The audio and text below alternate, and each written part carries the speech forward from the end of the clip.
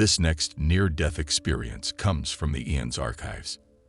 Before we begin, though, I just want to take a second to say thank you to all the wonderful people who have subscribed to this channel.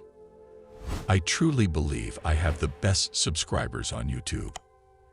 And now let's get into the NDE. It is now February 2004.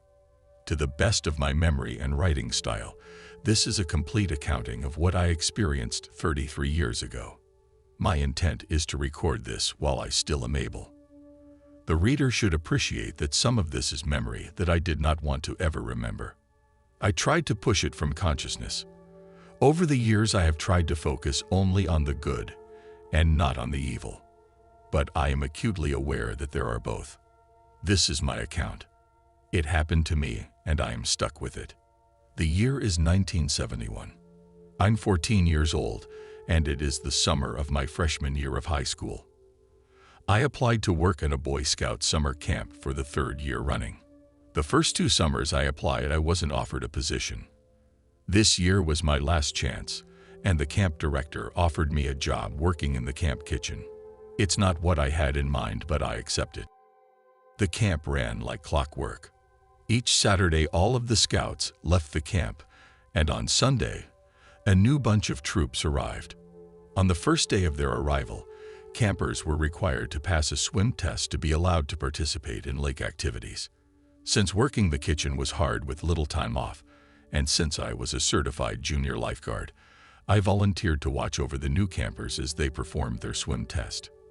Each of the guards was supplied a long aluminum pole to act as lifeline in the case someone had to be pulled dockside. Swimmers were required to swim 2 laps unassisted along a boat slip bordered on 3 sides by dock. For the swim test, the open side was bounded by boys along a length of rope. On this particular day, I had watched several groups perform their test without incident. However, during one of the evaluations, one swimmer, a boy of 13 years old or so, started to struggle and cried out for assistance. All I had to do was lower the pole so he could grab on, and I would pull him out. But instinctively, my lifeguard training came into play, and I jumped feet first into the water with legs spread apart like on a bicycle. Quickly, I grabbed the boy, spun him around, and placed him in a carry position with my arm across his chest diagonally. It is a very secure hold and one that prevents him from fighting me if he panics. Since he was quite docile, and since this hold is tiring, I decided I could place him in a chin carry instead. That was a mistake since the boy felt less secure and became anxious. In a split second of panic, and before I knew what happened, he struck the side of my head with a roundhouse right hook. The blow to my head was severe and dazed me. I fought to maintain consciousness. As my awareness slipped from me, I began to sink into the water deeper and deeper. Because I had been exerting myself carrying the boy back to dockside, my body needed oxygen. My chest instinctively heaved, forcing my lungs to breathe water into them. To my amazement, it wasn't so bad. My lungs were full, which took the pressure off. But I knew I was going to die today. I felt my arms and body go limp. I was sinking, watching the water go from light green to dark. What's happening? What is that? It doesn't make sense. I think I see people running here and there along wooden paths. Oh, that's water I see, and those are the wooden docks. The boy I was saving is alone in the water now. He's looking around frantically. He's crying. I get it.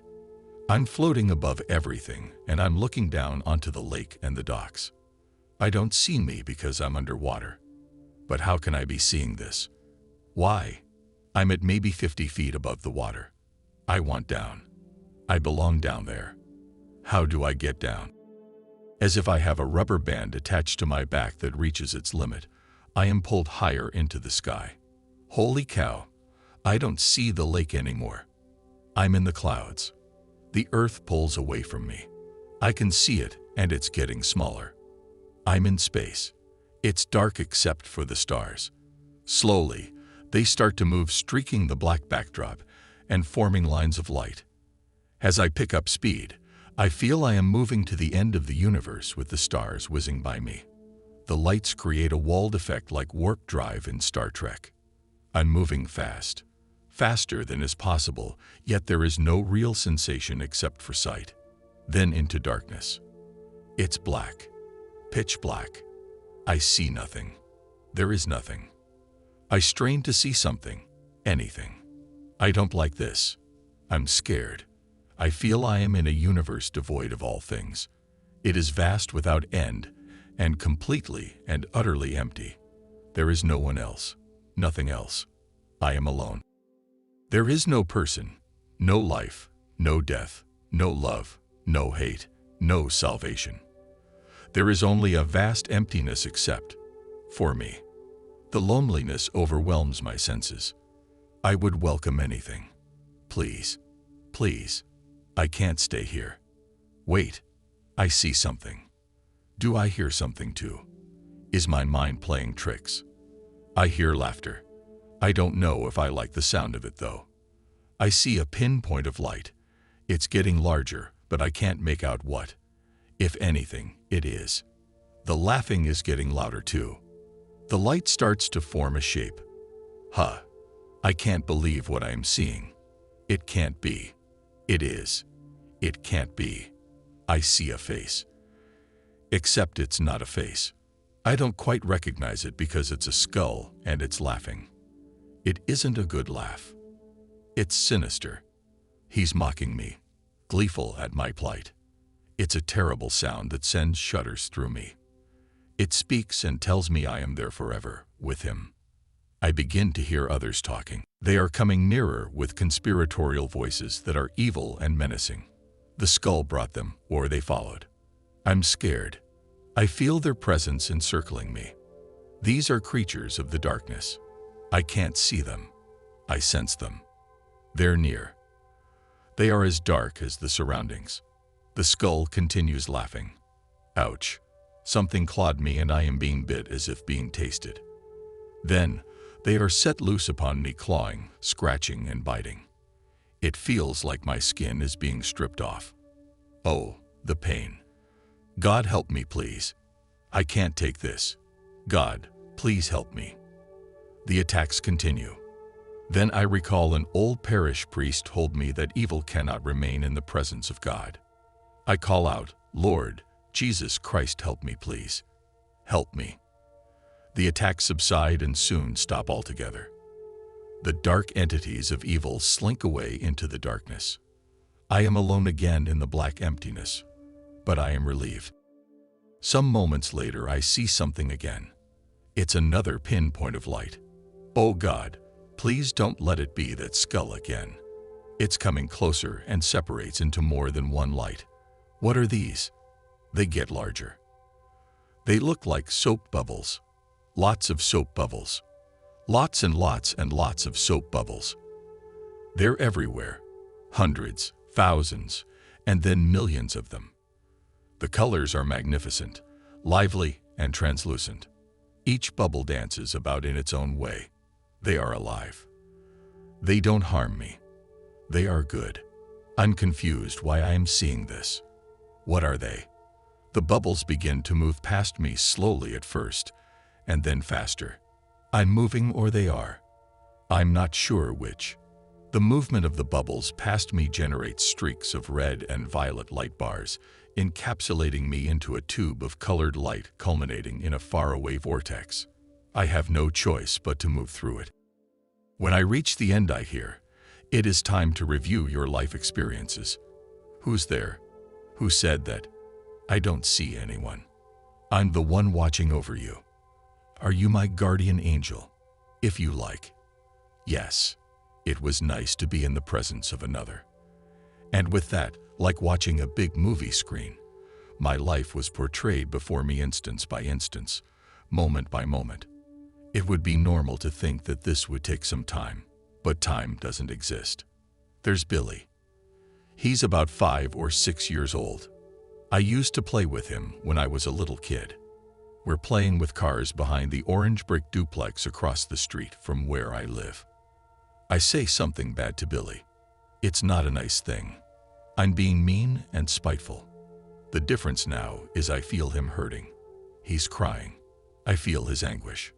Oh, I'm sorry, Billy. I shouldn't have hurt you like that. And so it went on, moment by moment, review by review, feeling the results of my actions until my time in the lake. Why am I going through this? My angel replied, you review your life in order to cleanse your soul. How do you feel? Terrible. I am such a mean person. I didn't realize I hurt others that much. It's important that you learn from this. I have. I take responsibility and I'm so sorry. Would you like to see it again? No, I get the message. I hope that I am not judged poorly. Your life is evaluated by the most powerful judge there is. When does that happen? It already has. That judge is you. It all becomes clear to me, and I feel as if a weight has been removed. I am refreshed. I am ready now. The cleansing is over, and I am left in darkness once again, but not for long. Wow! A blast of light like a door opening into the darkness. I'm confronted with streaks of bright, white, brilliant light. It's overwhelming.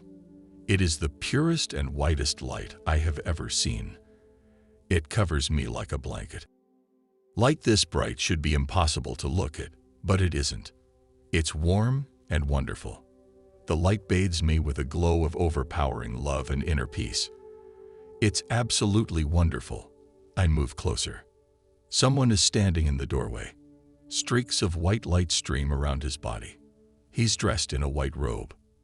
His arms are down, outstretched with palms upward. I can't seem to make out his face no matter how hard I try. There's too much light. We have been waiting for you.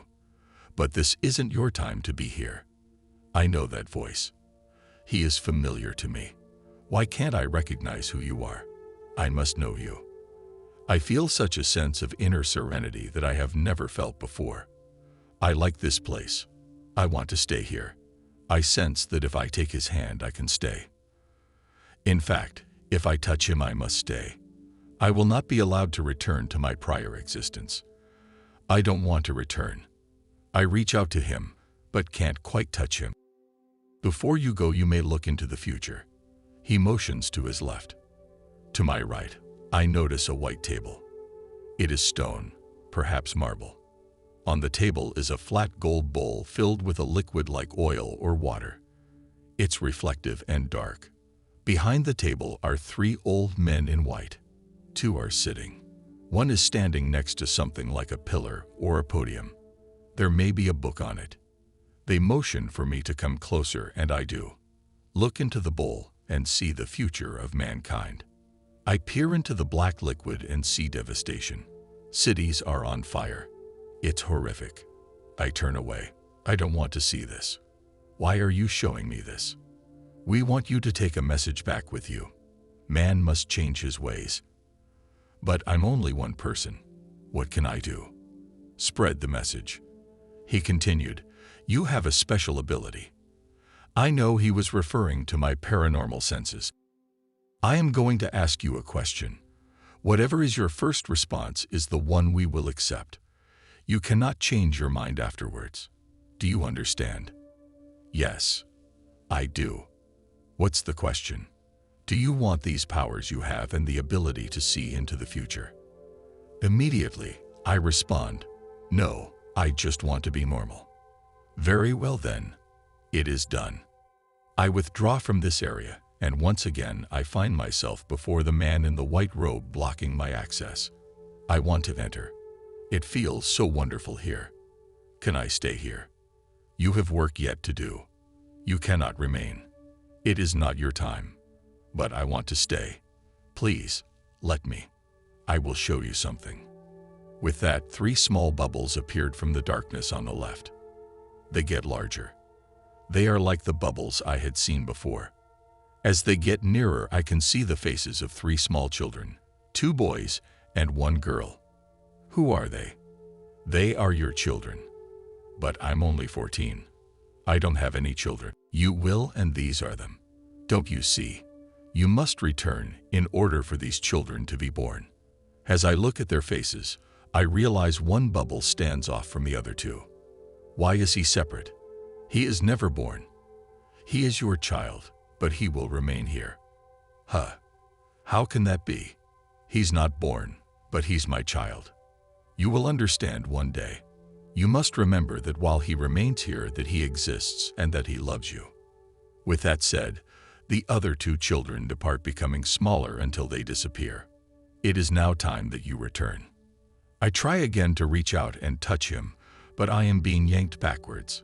The light becomes smaller. I am in darkness again, moving backwards.